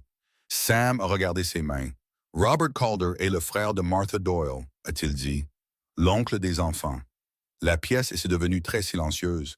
Joe l'a regardé. Martha Doyle. Leur mère, elle est morte il y a 4 ans. La fièvre l'a emportée dans 2 semaines. La voix de Sam était plate et prudente, la voix d'un homme racontant quelque chose avec lequel il avait dû faire la paix par étapes. Avant de mourir, elle nous a demandé, à Rachel et à moi, de prendre les enfants. Elle n'avait personne d'autre. Son mari était parti depuis longtemps, mort ou enfui. Personne ne savait. Son frère, Robert, était parti en Californie 10 ans auparavant et n'avait pas écrit depuis 7 ans. Sam a fait une pause. Nous l'avons cherché. Nous avons envoyé des messages par 3 canaux différents. Rien n'est revenu. Jusqu'à maintenant, a dit Joe. Jusqu'à maintenant. Sam a levé les yeux. Que veut-il? Joe a posé le document sur la table. Le dépôt est une contestation de titre sur la parcelle Miller. Il prétend que toute terre adjacente ou liée à la propriété abritant les enfants de sa sœur relève de son droit de regard en tant que plus proche parent. Il a fait une pause. C'est un argument juridique mince. Mon avocat le démolira probablement en 1 semaine, mais c'est suffisant pour retarder l'achat. Et retarder l'achat signifie que la terre reste non protégée assez longtemps pour que Kent... Kent est impliqué, a dit Rachel. Ce n'était pas une question. Je ne sais pas à quel point, a dit Joe honnêtement, mais Robert Calder entrant dans le bureau foncier de Harlan Creek 4 jours après que j'ai déposé une pétition d'achat et la contestant sur des bases qui nécessitent une connaissance locale pour être construite. Ce n'est pas une coïncidence. Sam s'est levé. Il s'est approché de la fenêtre et s'est tenu là, le dos tourné. Et Joe a reconnu la qualité particulière de cette immobilité. L'immobilité d'un homme qui n'est pas calme mais choisit de l'être parce que l'alternative coûte à ceux qu'il aime quelque chose qu'ils ne peuvent pas se permettre. Il a le droit légal de les voir, a dit Sam. Les enfants, s'il est bien celui qu'il prétend être. Il l'a, a dit Joe. Je ne prétendrai pas le contraire. Alors nous le laissons venir. Sam s'est retourné. Son visage s'était figé en quelque chose de résolu. Nous ne nous cachons pas. Nous ne fuyons pas. Il vient. Il voit ce que nous avons construit. Et puis nous verrons quel genre d'homme il est. Rachel a hoché la tête une fois, le genre de hochement de tête qui signifiait qu'elle était déjà arrivée à la même réponse et attendait juste que Sam le dise à voix haute. J'organiserai une réunion, a dit Joe. Robert Calder avait 51 ans et ressemblait à un homme qui avait passé la plupart de ses années à l'extérieur à faire des choses difficiles. Il était large d'épaules, les cheveux bruns virant au gris, et il avait la vigilance particulière de quelqu'un qui avait appris à lire rapidement les pièces. L'habitude d'un homme qui avait passé du temps dans des endroits où lire la pièce faisait la différence entre les ennuis et les pires ennuis. Il est venu à la cabane des Hart le samedi matin. Joe était déjà là. Frank était là. Sam et Rachel se tenaient ensemble sur le porch. Et quoi que Calder ait ressenti en les voyant, il l'a gardé sous la surface. Car la seule chose qui se voyait sur son visage quand il a mis pied à terre et a levé les yeux vers la cabane était quelque chose qui aurait pu être de la reconnaissance. Le regard d'un homme voyant un endroit qui lui a été décrit et le trouvant à la fois exactement ce à quoi il s'attendait et en même temps rien de ce à quoi il était préparé. Les enfants étaient à l'intérieur. Rachel les avait gardés à l'intérieur délibérément, non pas pour les cacher, mais pour protéger la réunion du poids de trop d'yeux. Sauf Eli. Eli était sur la marche du porche et Joe ne lui avait pas demandé d'être là et ne lui avait pas dit de partir parce qu'Eli, à 12 ans, avait gagné le droit de se tenir où il le choisissait. Et toutes les personnes présentes le comprenaient. Calder s'est arrêté au bas des marches du porche. Il a regardé Sam. « Monsieur Hart », a-t-il dit. « Monsieur Calder », a dit Sam. Une pause qui contenait 11 ans d'absence et toutes les questions que cette absence génère. Puis Calder a regardé la cabane, le toit rapiécé et le potager, et le son à peine audible à travers les murs d'enfants qui faisaient semblant de ne pas écouter. « Combien d'entre eux sont à Martha » a-t-il demandé. « 4, a dit Rachel. Les autres sont venus à nous séparément. La mâchoire de Calder a bougé. « 4, a-t-il dit doucement. Thomas, qui a 9 ans. Lily, qui a 7 ans. Les jumeaux, Ames et Nora, qui viennent d'avoir 5 ans le mois dernier. » La voix de Rachel était stable, précise. La voix d'une femme qui a présenté ses enfants à des fonctionnaires, des étrangers et des docteurs, et a appris à le faire d'une manière qui ne les diminue pas, ni n'invite au jugement. Ils sont en bonne santé, nourris et apprennent leurs lettres. Thomas a un don pour les chiffres. Lily n'a pas arrêté de parler depuis qu'elle a 3 ans. Les jumeaux sont une brève pause qui contenait plus de chaleur que le mot ne pouvait emporter, considérable. Calder l'a regardé un long moment, puis Sam. « Elle vous a demandé de les prendre, a-t-il dit. Martha. Elle l'a fait, a dit Sam. Et vous l'avez fait. Nous l'avons fait. Calder a mis ses mains dans les poches de son manteau. Il a regardé le sol, puis a relevé les yeux. J'ai appris qu'elle était malade, a-t-il dit. Tard. Trop tard pour revenir à temps. Il a dit ça sans s'excuser, sans demander l'absolution. Juste la simple déclaration d'un homme qui savait ce qu'il avait manqué et n'allait pas l'enjoliver. J'aurais dû être en contact bien avant ça. Oui, a dit Sam, vous auriez dû.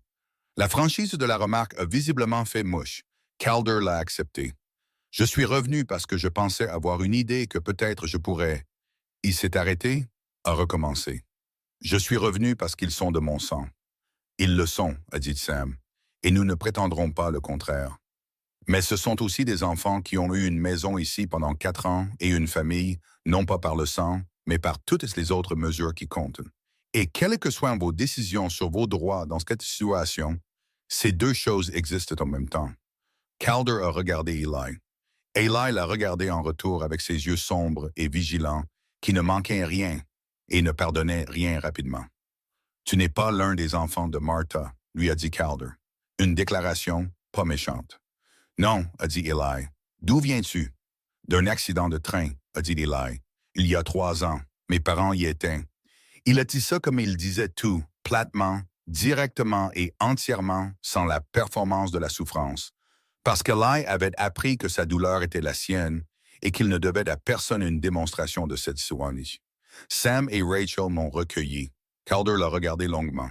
Puis il a regardé Joe. « Et vous » a-t-il dit. « Quel est votre enjeu ici? »« Je suis un voisin » a dit Joe. Les yeux de Calder disaient qu'il ne croyait pas que c'était toute la réponse. Un voisin qui a déposé une demande de partenariat légal et qui achète des terres adjacentes. Un voisin, a répété Joe, qui a l'intention de s'assurer que ce foyer soit encore debout dans 30 ans. Il a croisé le regard de Calder. Quelles est-ce que soient vos intentions ici, Monsieur Calder? Je veux les comprendre clairement. Avez-vous déposé cette contestation de titre parce que vous croyez que ces enfants appartiennent ailleurs? Ou est-ce que quelqu'un vous a convaincu que le faire était dans votre intérêt? La question a frappé fort. L'expression de Calder a changé. Un resserrement, une lueur de quelque chose qui ressemblait à de la colère dirigée non pas contre Joe, mais contre lui-même. Un homme nommé Kent m'a approché, a-t-il dit après une pause. 2 jours après mon arrivée en ville. Il avait entendu que je posais des questions sur la propriété Hart. Il m'a dit que l'arrangement ici était légalement discutable, que les enfants pourraient être mieux servis avec un parent de sang prenant les décisions pour eux, et qu'il pourrait m'aider à faire valoir cette revendication si j'étais prêt à contester le transfert de terre. Il s'est arrêté. Il a fait croire que je les aiderais. Il a fait croire ça, a dit Joe, parce que ça lui donnait ce qu'il voulait. Calder a de nouveau regardé la cabane, le jardin, les vêtements propres et raccommodés sur la corde à linge. Il est resté là un long moment, comme un homme qui calcule la distance entre ce qu'il pensait faire et ce qu'il faisait réellement. Puis il a dit, « Je vais retirer le dépôt. » Rachel a laissé échapper un souffle si petit que seul Sam, debout à côté d'elle, l'aurait senti. « Je veux les voir, a dit Calder.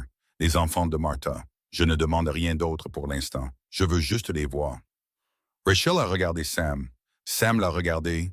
La conversation qu'ils ont eue dans ce regard était du genre qu'il faut à 2 personnes 12 ans de matin partagés pour apprendre à avoir en un seul coup d'œil.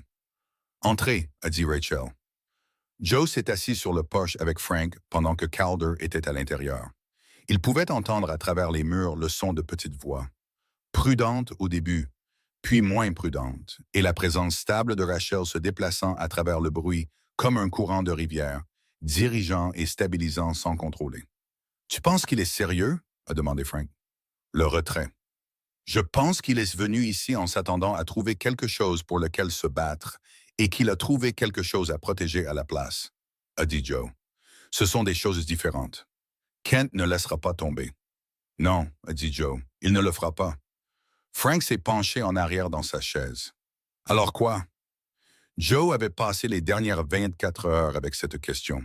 Il l'avait retournée dans tous les sens, l'avait testée contre tous les angles que Kent pourrait utiliser, et était revenu à la même réponse à chaque fois. La seule façon d'y mettre fin, a-t-il dit, est de supprimer la chose que Kent a utilisée comme levier. L'incertitude, l'informalité, tous les bords où il peut mettre ses doigts. Il a regardé Frank. Les documents de partenariat doivent être complétés cette semaine. L'achat de Miller doit être conclu et je vais au registraire du comté lundi pour déposer une demande formelle pour que Sam et Rachel Hart soient reconnus comme un foyer de soins légal sous mon coparrainage. Il a fait une pause, et je vais m'assurer que chaque élément de cela soit un dossier public. Frank l'a regardé. Ça t'expose. Bien, a dit Joe, que ça m'expose. Que tout le monde dans ce comté sache exactement où je me tiens et ce que je suis prêt à faire. La stratégie de Kent ne fonctionne que dans le noir. À la lumière, c'est juste un banquier qui essaie d'intimider un vieux couple, et les gens n'ont pas tendance à admirer ça longtemps. Frank est resté silencieux un moment. Tu sais que ce que tu fais change les choses pour toi de façon permanente. Oui, tu ne pourras pas redevenir l'homme sur 1200 acres qui ne s'implique pas. Frank, a dit Joe, je ne veux pas redevenir cet homme. Il a regardé ses mains. Cet homme survivait, c'est tout, et j'avais commencé à confondre survivre avec vivre. Il a fait une pause. Ces gens, Sam et Rachel, et ses enfants, ils m'ont rappelé la différence. Frank l'a regardé un long moment. Puis il a dit, « Daniel aurait aimé cet endroit. » La gorge de Joe s'est serrée. Il l'a laissé faire. Il ne l'a pas combattu comme il l'avait combattu pendant 11 ans. « Ouais, a-t-il dit. Sa voix est sortie rauque sur les bords. Il aurait épuisé ses jumeaux à essayer de les suivre. » Frank a souri doucement. Le sourire d'un homme qui avait connu Daniel McKinney à 6 ans et qui était heureux, enfin, de prononcer son nom dans une phrase qui parlait de vie plutôt que de perte. Calder est resté 2 heures. Quand il est sorti, Thomas tenait sa main avec la confiance facile d'un garçon de 9 ans qui a décidé que quelqu'un était digne de confiance. Et Lily lui parlait avec le volume et la vélocité d'une enfant qui a attendu toute sa vie un public et n'a aucune intention de gaspiller l'occasion. Il s'est accroupi sur la marche du porche et leur a parlé à leur niveau. Et ce qu'il a dit a fait rire Thomas et a fait que Lily lui a jeté le regard particulier qu'elle réservait aux gens qui avaient correctement identifié ce qu'elle trouvait drôle. Contente, surprise, prudemment affectueuse. Il s'est redressé et a regardé Sam. J'aimerais revenir, a-t-il dit, si ça ne vous dérange pas. Pas pour faire des réclamations, juste pour les connaître. Sam a regardé Rachel. Rachel a regardé Calder avec ses yeux gris clairs qui évaluaient tout avec précision. Vous viendrez pour le souper du dimanche, a-t-elle dit, chaque semaine où vous serez en ville. Vous viendrez à table comme tout le monde et vous gagnerez votre place de la même manière que tout le monde. Comment ça? A demandé Calder. En étant présent, a dit Rachel simplement. Calder a hoché la tête. Il a regardé Joe en se dirigeant vers son cheval. Kent m'a dit que vous étiez un homme difficile. Kent dit beaucoup de choses, a dit Joe. Il a dit que vous aviez perdu votre chemin après la mort de votre garçon et que la situation des Hart était votre façon d'acheter votre retour à un sentiment. Il a fait une pause.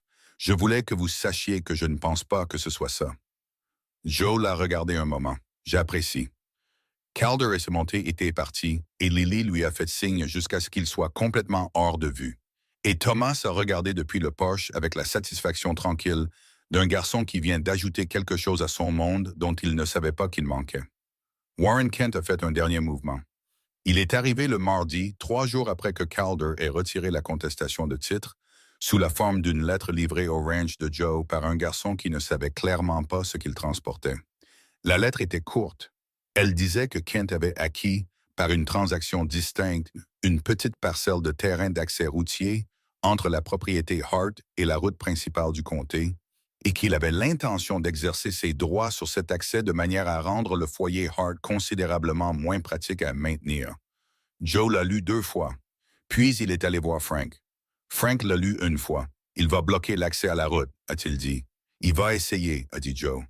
Il ne peut pas le tenir légalement longtemps, mais il peut le tenir assez longtemps pour marquer un point et rendre les choses difficiles pour une famille qui gère déjà la santé de Rachel et 12 enfants. Il a plié la lettre. Alors, nous allons supprimer le point. Comment? Je vais le lui acheter, a dit Joe. Aujourd'hui, quoi qu'il ait payé, je lui paierai le double et je prendrai l'acte à mon nom et je le céderai au comté comme route publique à perpétuité pour que personne, ni Kent, ni personne d'autre, ne puisse jamais la fermer à nouveau. Il a fait une pause. Et je vais entrer dans son bureau et le forcer à prendre l'argent en personne. Frank l'a regardé. Il déteste ça. Je compte là-dessus, a dit Joe. Kent a donc pris l'argent. Il l'a pris parce que le refuser aurait signifié refuser plus du double de ce qu'il avait payé, ce qu'aucune fierté ne pouvait justifier pour un homme de sa sensibilité financière particulière. Et parce que Joe avait amené Frank et son avocat à la transaction, et que tout a été témoigné et documenté avant que Kent ne puisse trouver une raison de compliquer les choses, il a signé le transfert de l'acte sans regarder Joe. Joe l'a ensuite remercié avec une courtoisie sincère, car le but du moment n'était pas d'humilier Kent, mais de mettre fin au jeu, et le prolonger pour la satisfaction était le genre de choses qu'un homme plus petit ferait. Joe en avait fini d'être plus petit que la situation ne l'exigeait. Il est sorti du bureau de Kent pour la deuxième et, il le soupçonnait, dernière fois. Il n'a pas regardé en arrière.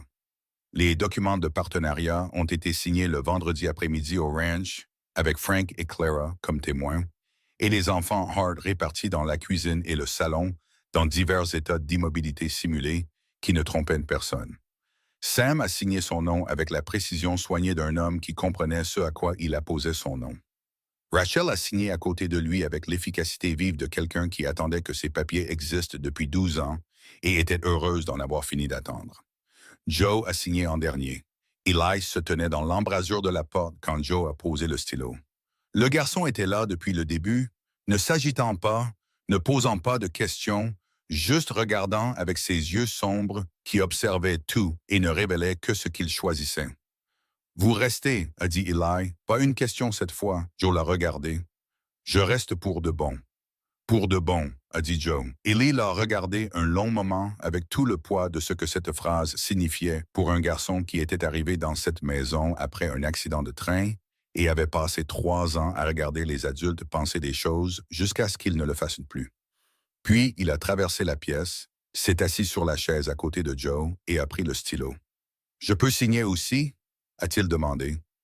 Il n'y avait aucune raison légale de l'inclure. Il y avait toutes les raisons humaines de le faire. Joe a fait glisser le document vers lui. « Signe juste là », a-t-il dit. Eli a signé son nom avec les lettres soignées et délibérées d'un garçon qui avait appris à écrire dans cette même cuisine sous la direction de Clara, sur une ardoise que Rachel avait achetée avec de l'argent qu'elle n'avait pas, parce qu'elle croyait que savoir écrire son propre nom était la première chose dont une personne avait besoin avant de pouvoir réclamer quoi que ce soit d'autre. Il a posé le stylo et a regardé ce qu'il avait écrit. Puis il a levé les yeux vers Joe, et pour la première fois depuis le mardi matin, où Joe était entré pour la première fois dans la cabane des Hart, et où Eli l'avait examiné comme un animal prudent et vigilant, décidant si une nouvelle chose était sûre, la tension autour des yeux du garçon avait simplement disparu. Pas diminué, pas géré, disparu. « D'accord », a dit Ellie sur le ton d'un garçon qui a conclu une très longue délibération interne et est arrivé à un verdict. « D'accord. » Rachel a mis de la nourriture sur la table. Frank a raconté une histoire sur quelque chose qui s'était passé lors de son trajet depuis Helena, qui a fait rire 3 des plus jeunes enfants si fort que l'un d'eux est tombé de sa chaise. Calder est arrivé à la porte exactement à l'heure du souper, chapeau à la main, avec un paquet emballé dans du papier qui s'est avéré être des bonbons à la menthe, ce qui a immédiatement élevé son statut auprès de Lily à quelque chose approchant la révérence. Sam était assis à la tête de sa table. La table dans la maison qui était maintenant, sur le papier et de toutes les autres manières qui comptaient, de façon permanente et irrévocable la sienne.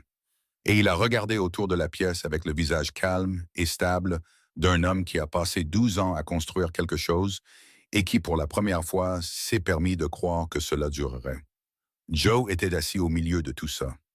Le bruit, la chaleur et la texture spécifique et irremplaçable d'une maison pleine, non seulement de gens, mais du genre de vie qui se produit lorsque les gens se choisissent délibérément et à plusieurs reprises, même quand cela coûte quelque chose.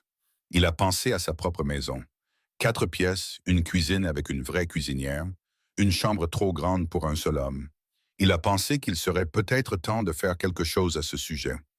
Après le souper, quand les plus jeunes enfants étaient au lit et les plus grands installés, et que Sam était sur le porche avec Frank, et que l'obscurité de l'été était chaude et pleine des sons d'une vallée qui vaquait à ses occupations bien avant qu'aucun d'eux n'arrive et qui continuerait longtemps après, Rachel est venue s'asseoir à côté de Joe à la table de la cuisine avec 2 tasses de café et la qualité particulière de présence qui signifiait qu'elle avait quelque chose à dire et décidait comment le dire. « Vous êtes venu ici en juin, a-t-elle dit, cherchant quelque chose à faire de vous-même. « Je suis venu ici pour faire réparer ma clôture, a dit Joe. Rachel l'a regardé par-dessus sa tasse avec ses yeux gris clairs. « Joseph McKinney, a-t-elle dit. Ne faites pas ça. » Il a presque souri. « Non, madame. Vous êtes venu ici parce que vous aviez été seul assez longtemps et que quelque chose en vous le savait. » Elle a posé sa tasse. « Et vous nous avez trouvés, et nous vous avons trouvés, et maintenant nous en sommes là. » Elle a fait une pause. « Daniel serait fier de qui vous devenez. » Joe a regardé la table. Sa gorge a fait ce qu'elle faisait. Il l'a laissé faire. « Vous ne le connaissiez pas, a-t-il dit. »« Non, a dit Rachel doucement. Mais je vous connais, et je peux lire ce qu'il a laissé en vous assez bien. » Elle a posé sa main sur la sienne brièvement, un geste ferme, chaleureux, entièrement maternel, qui a duré exactement le temps qu'il fallait, et pas un instant de plus. « Il n'est pas parti, Joe. Il est juste devant vous, attendant de voir ce que vous ferez du reste. » Joe est resté avec ça pendant un long moment. Le café a refroidi. La maison respirait autour de lui. Dehors, Sam a ri de quelque chose que Frank a dit. Un son bas et réel qui a traversé les murs. Et quelque part dans la pièce du fond, l'un des jumeaux a appelé dans son sommeil, puis s'est de nouveau tu, apaisé par la paix qui l'entourait. Joe McKinney était arrivé à Harlan Creek il y a 11 ans avec du chagrin, de l'argent, 1200 acres, et la conviction absolue que ce qu'il avait perdu ne pourrait jamais être remplacé, seulement survécu. Il avait eu raison sur la perte, il avait eu tort sur la survie, parce que survivre et vivre étaient des choses différentes. Et la différence était ceci: une table avec de la nourriture dessus, un garçon qui avait signé son nom sur un document qui signifiait que quelqu'un restait, une femme dont le café était toujours chaud avant qu'il ne le demande, un homme qui aiguisait des lames avec de longs mouvements réguliers, disait les choses difficiles simplement, et pensait chaque mot. C'était ce qui restait quand un homme arrêtait enfin de fuir ce qu'il aimait. C'était ce que coûtait un foyer, ce qu'il donnait en retour et comment il durait. Joe a pris sa tasse de café, a regardé autour de la cuisine d'une maison qui n'était pas la sienne et qui était entièrement la sienne de toutes les manières qui comptaient, et a compris clairement, enfin, sans réserve, qu'il était exactement là où il était censé être, et qu'il n'allait jamais partir.